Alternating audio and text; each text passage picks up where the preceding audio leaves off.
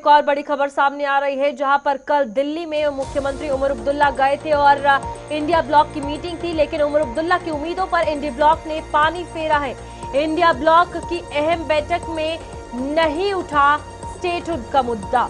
बैठक में 5 मुद्दों में स्टेटहुड का जिक्र भी नहीं किया गया है। नेशनल कॉन्फ्रेंस ने जंतर मंतर पर प्रदर्शन का ऐलान किया है और जम्मू कश्मीर को पूर्ण राज्य का दर्जा दिलाने की मांग को लेकर मुख्यमंत्री उमर अब्दुल्ला की उम्मीदों को उस समय बड़ा झटका लगा जब इंडी ब्लॉक की अहम बैठक में इस मुद्दे पर कोई भी चर्चा नहीं हुई।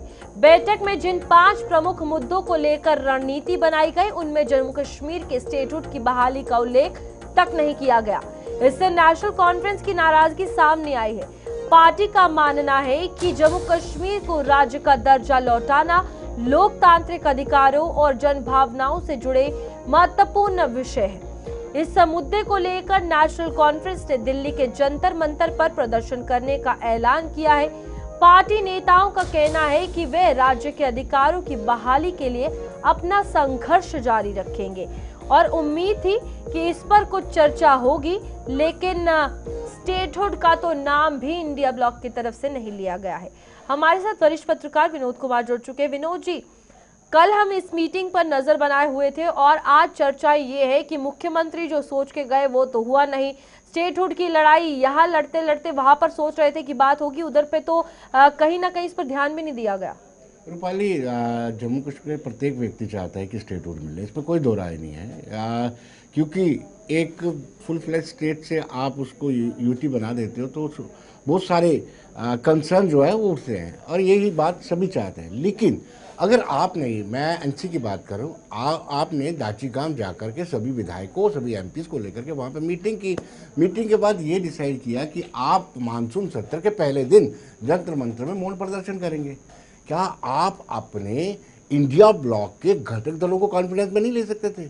क्या आप पत्र लिख करके उनको भी इसमें शामिल होने की बात नहीं कर सकते थे?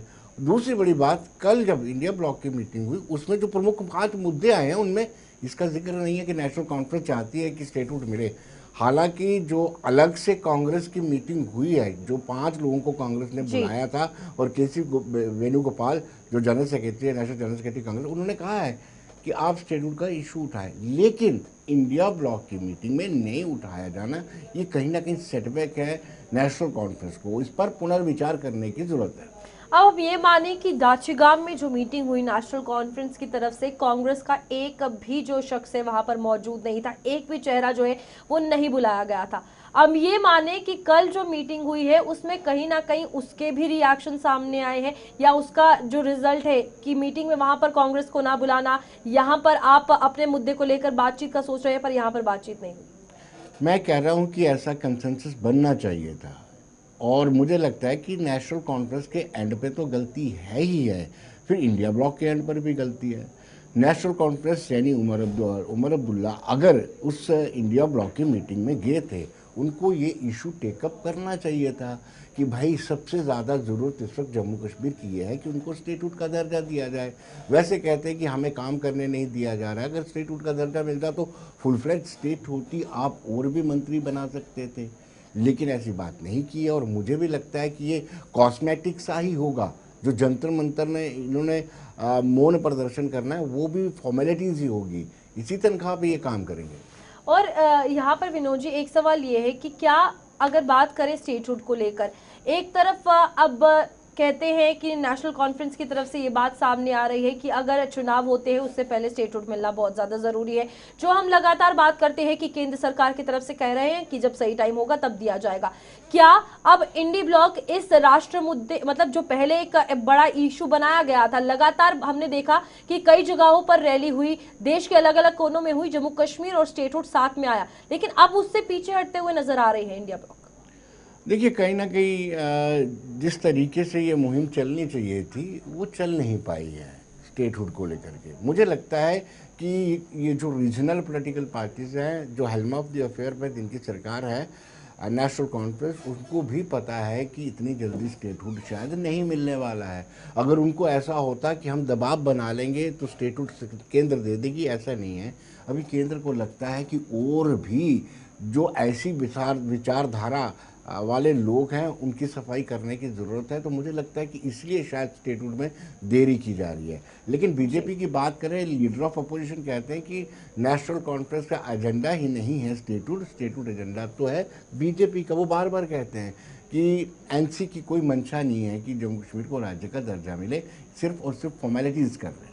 तो अब यहाँ पर इस खबर से अगर एक और बात की जाए तो आपको क्या लगता है कितना ज़्यादा फायदा जो है वो विपक्ष उठाता हुआ नजर आएगा? क्योंकि यहाँ पर जो तस्वीरें हैं, अगर हम अंदाज़ा लगा सकते हैं कि दाचिगाम और दिल्ली दोनों में मीटिंग्स होना और दोनों ऑपोजिट पार्टीज़ में कहीं ना कहीं जो मुद्दे उन्हें चाहिए थे, एक तरफ कार्यकर्ताओं को बुलाना चाहिए था, नेताओं को बुलाना चाहिए था, दूसरी तरफ स्टेटहुड की बात करनी चाहिए थी, वो दोनों बिल्कुल नॉर्मल नजर आए। तो फिर ये सिचुएशंस आप कैसे देखते हैं इन अलायंस की? देखिए, विपक्ष की बात करें तो सबसे प्रमुख विपक्ष है बीजेपी, भारतीय जनता पार्टी। वो लगातार सरकार की लगभग 1.5 साल की कारगुजारियों को लेकर के जनता के बीच में जा रही है। और सेकंड, हमेशा ही हमने देखा है कि कश्मीर में ऐसा होता है कि अगर एनसी की हुकूमत आती है तो उसके बाद पीडीपी की हुकूमत आती है। पीडीपी बड़ा एग्रेसिवली प्ले कर रही है। पहले उन्होंने उमर अब्दुल्ला को चिट्ठी लिखी, बाकी सियासी दलों को भी चिट्ठी लिखी, एक स्टेप आगे चले गए। और उसके बाद जैसे ही आपने देखा कि अवंतीपुरम में एम्स को लेकर के चेक करने के लिए, वहाँ पर निरीक्षण करने के लिए महबूबा मुफ्ती पहुँच गई। वो थोड़ा एग्रेसिवली प्ले कर रहे हैं। उनको ज़्यादा बेनिफिट कश्मीर में मिल सकता है क्योंकि नेशनल कॉन्फ्रेंस का बेस भी, ज़्यादातर बेस जो है वो कश्मीर में ही है।